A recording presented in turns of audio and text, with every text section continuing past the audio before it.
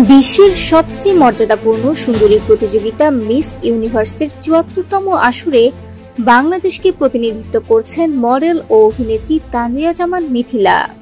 গত সেপ্টেম্বরে miss universe Bangladesh ২০২৫-এর মুকুট জয়ের পর দেশের পতাকা হাতে তিনি উড়ে যান থাইল্যান্ডে মূল প্রতিযোগিতায় অংশ নিতে।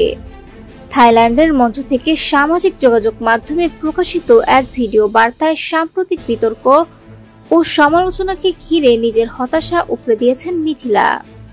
দেশের মানুষের কাছ থেকে প্রত্যাশিত সমর্থন না পেয়ে ব্যথিত কণ্ঠে তিনি তুলে ধরেছেন প্রতিযোগিতার কঠিন বাস্তবতা।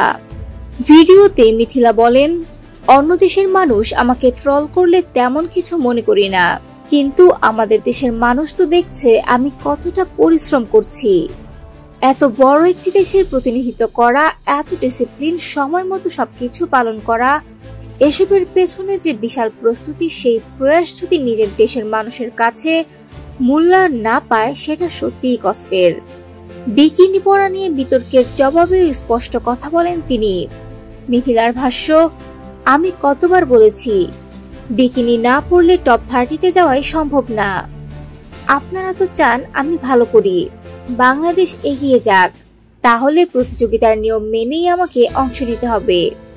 এখানে ধর্মের প্রশ্ন আনার কোনো সুযোগই নেই। তিনি আরো জানান, এটা বিশাল একটি প্ল্যাটফর্ম, এখানে যে কজন প্রতিযোগী এসেছে সবাই দুর্দান্ত প্রস্তুত।